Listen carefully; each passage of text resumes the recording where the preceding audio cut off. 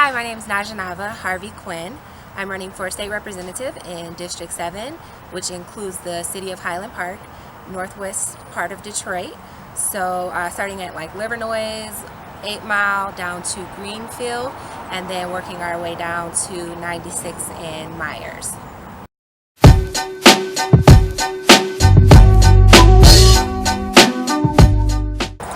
Hey, thank you for coming out. I really appreciate it. Thanks for having me. Oh yeah, absolutely.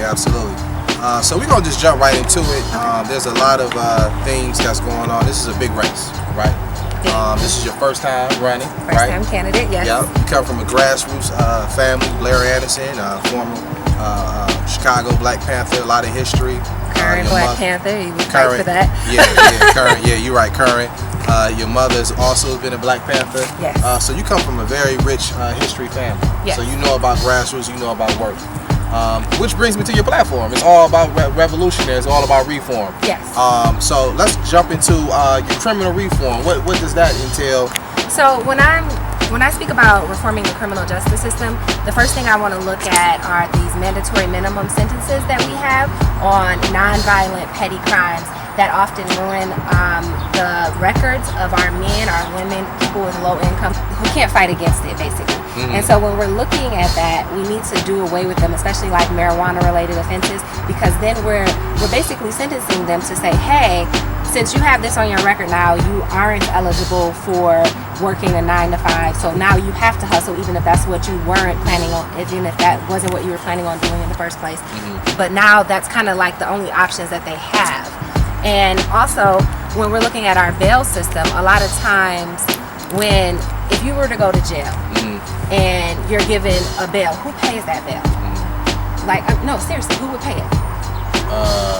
If I have somebody, Right. bail bondsman, somebody. So you have a bail bondsman, and then you pretty much owe them your life, or your grandmother, mother, somebody mortgages their home, or let's say you're missing work for a week. You're missing that 40 hours a week worth of pay, then what does that do to your family? So where the bail bond system doesn't affect the rich people, the 1%, it's detrimental to our society. So we really need to think about that and what our criminal justice system is doing to low-income families. Wow, that's powerful. That's powerful. Okay, so I want to go right into the next question. The mass water shutoffs, man, it's crazy in the city of Detroit. The emergency manager, when he put that out, almost roughly close to 1/3 of the city of Detroit has experienced water shutoffs. Yep. We pay twice the national rate for water, and it's crazy because we supply roughly 1/5 of the world's fresh water. So it's crazy to think it's like going to Germany and you're paying the top dollar for a BMW. It's ludicrous. Yeah. So water affordability, what is that about? So I think that when we need to look at a moratorium on water shutoffs right now. When we're surrounded by all these lakes and waters, and we have Nestle that's pumping $800 million of water and paying $200 a year, while a lot of our water bills are edging towards $200. And we already know that we live in the poorest big city in the United States. So obviously we can't afford it. And then on top of that, when we can't afford our water, they're then putting it on our homes. So now we have taxes on our homes that we can't pay. So now not only do we have our water shut off, but we lose our home. And that shouldn't happen. We shouldn't be surrounded by all water. We shouldn't be supplying water to all of our neighboring states, and then we can't even afford water here. So we're not taking care of our own while we're taking care of Nestle. So we have people in Lansing who are catering to corporations, which we see every day, and it's still happening while we're dying here. We're seeing we're seeing health breakouts, hepatitis. It's so much going on surrounding water affordability. And if we were paying Nestle's rate, I think on average, most of us wouldn't even pay $1, but few of us would owe less than a dime if we were paying what they paid a year. Wow, that's that changes the whole perspective on how we look at water and the rates that we're paying. So that's pretty much privilege. Yeah. Privilege. The other question I want to have, and this is one of the questions I've been asking all the candidates that we've got on the slate: insurance. Yeah. Auto insurance. It's crazy. I mean, when you look at auto insurance, it even affects the demographics. People are not even putting their address as Detroit because they don't want to pay those high rates, right? Right. So what's your opinion on that? What are you an advocate for moving in the direction? Are you somebody that would be willing to fight to have a reform in even the insurance how it works? Absolutely. So we have a couple different things that you look at here. So this is the auto insurance and insurance firms that are here are the most successful in the country, and it's because we're paying the highest rates. So regardless of if it's here or up north, they're still higher than on average across the country. But my idea is to say, hey, since everybody's saying that it's not redlining and they want to deny what's happening in Detroit, then why don't we have a uniform rate? So it's like, hey, if it's 250 and everybody says that that's supposed to be okay, if they were paying that up north, we would be hitting them in their pockets.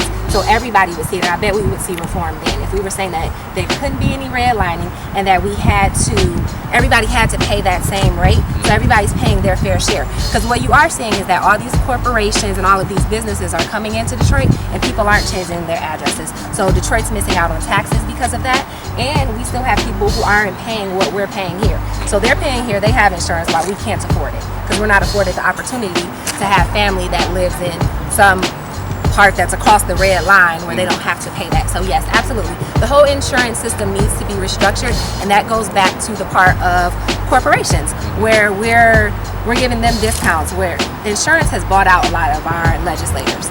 Republican, Democrat, I'm not sure who's bought out at this point, but it's not working.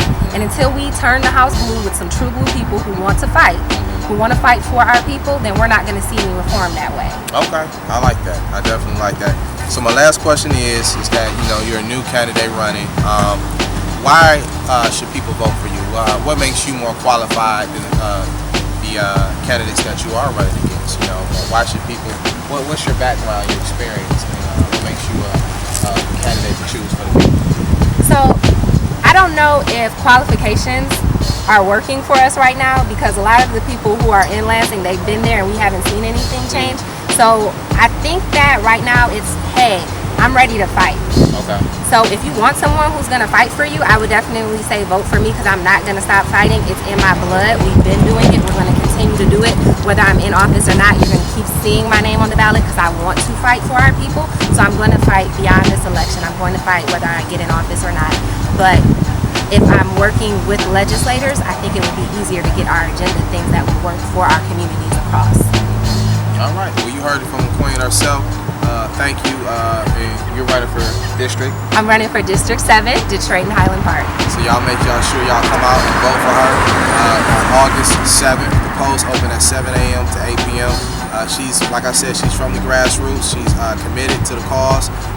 Vote for her. You know you're voting for grassroots. Peace and love. Thank you very much.